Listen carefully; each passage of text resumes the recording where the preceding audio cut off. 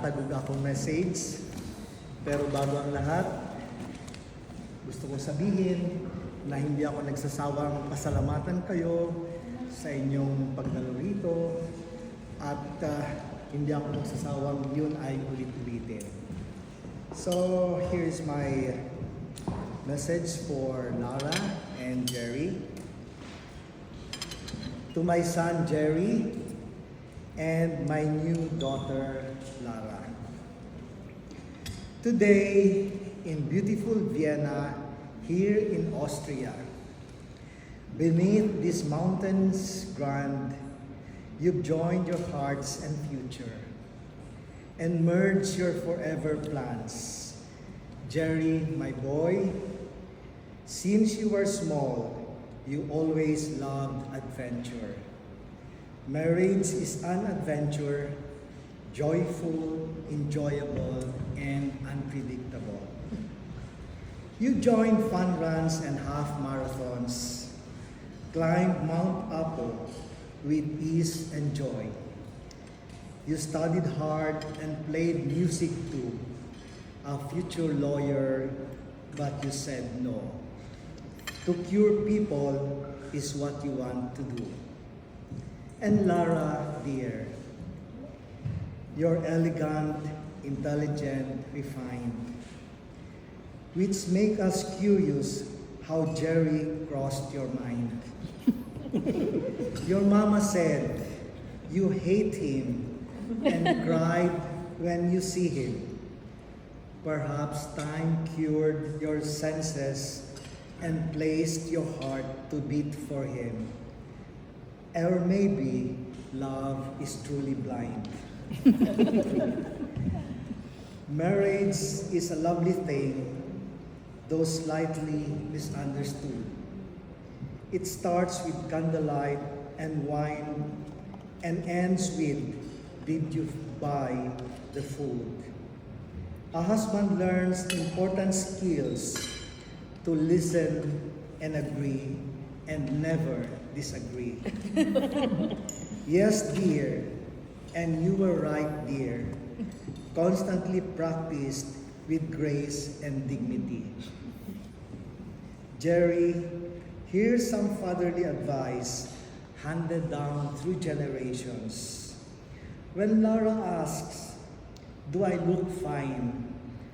Don't pause and have second thoughts in mind. The answer is not difficult. In fact, it's very short. You look amazing, dear. You look prettier than yesterday. That's the safest kind of sport. And Lara, just a helpful note, though I hope you already know it. Helping with chores was never Jerry's core. His room is chaos, clothes thrown here, there, and everywhere. If Jerry says he'll fix something, there's no need to remind once again. Just wait 6 to 8 months or so, your will be done. And every tool he cannot find is somewhere close at hand. Ngayon, heto tayo sa Austria, paligid na sosyal, parang fairy tale ang ganap. Pero after nitong honeymoon ng masarap na klima at strudel, uwi na kayo sa tunay na pagsubok, ang malaoven na init ng Jensen. Sana doon ay matupad music foundation na inyong pangarap. To Jerry and Lara, jokes aside, today is full of something rare and life is richer for it. Because among the noise of life, the chaos and the weather, two people found a reason strong enough to stand together. So may your home be filled with laughter louder than the storms, with patience during awkward days and very cold mornings. May you dance through every challenge share burdens big and small, and may your love grow deeper and longer after the last waltz is called. Sana ang pagmamahalan ninyo ay parang medical oath. Hippocratic oath kung tawagin.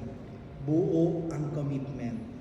Walang atrasan, walang iwanan, at handang gamutin at pagalingin ang mga problema ng isa't isa habang buhay. May your arguments be short, your holidays be sunny, your children sleep peacefully, and your bank stay healthy.